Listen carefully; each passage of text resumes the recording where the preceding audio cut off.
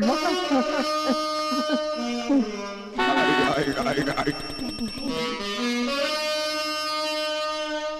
दिशा कोणती? ही दिशा नाही काही, ही दिव्या माझी मुलगी. मस्त बांधकाम. हा? त्या बारचं बांधकाम मस्त आहे. बारचं. मामा हो इज ही आणि फर्स्ट टाइम मुलगी बघितल्यासारखं काय बघतोय माझ्याकडे? नाही, अशी मुलगी फर्स्ट टाइमच बघतोय मी.